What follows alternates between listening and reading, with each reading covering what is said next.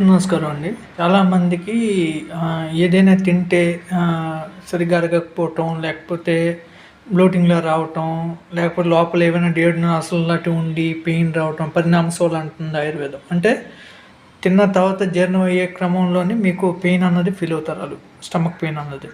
So, ఇలాగ మీకు సమస్యలు ఉంటూ ఉంటాయి. కొందరికేంటంటే మీకు పెదవు దగ్గర నుండి పెదవు, నోరు అంటే నాలిక,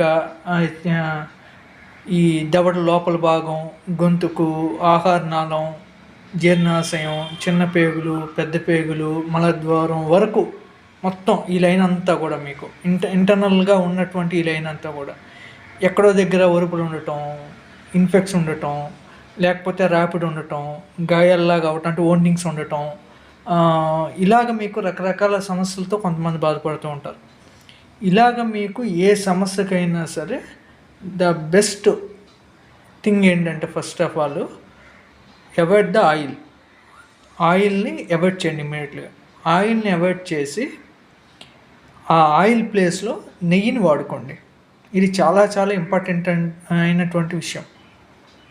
ఈ నెయ్యిని గనక మీరు తాలింపుల్లో వాడటం, నెయ్యిని ఫ్రీక్వెంట్ వాడడం చేయటం వల్ల ఈ సమస్యలన్నీ మీకు తగ్గుతాయి.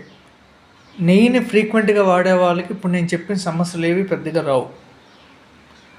చాలామంది స్టమక్లో ఏదైనా ఇబ్బంది ఉంటే పులుపు తగ్గిస్తారు, ఉప్పు తగ్గిస్తారు, కారాలు తగ్గిస్తారు. కానీ ఆయిల్ విషయంలో చాలామందికి తెలియదు.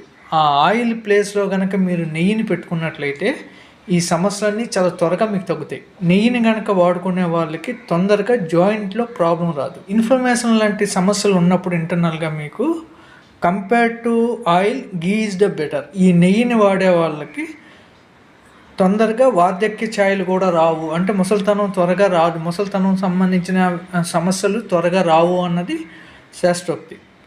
ఇంకొక ముఖ్యమైన విషయం ఏంటంటే ఈ నెయ్యిని వాడే వాళ్ళకి థ్రోట్ ఓపెన్ అన్నది చాలా ఫ్రీగా ఉంటుంది. సో వాళ్ళకి తొందరగా ఈ థ్రోట్కి సంబంధించింది, వోకల్ కార్డ్స్కి సంబంధించినటువంటి సమస్యలు రావు. కొన్ని ప్రొఫెషన్లో ముఖ్యంగా పోలీసులకి, టీచింగ్ ప్రొఫెషన్లో ఉన్న వాళ్ళకి చాలామందికి ఈ వోకల్ కార్డ్ ప్రాబ్లమ్స్ ఎక్కువగా వస్తున్నాయి. సో వాళ్ళందరూ కూడా నెయ్యి కనుక వాడుకున్నట్లయితే ఈ సమస్యలన్నిటి నుండి బయటపడతారు.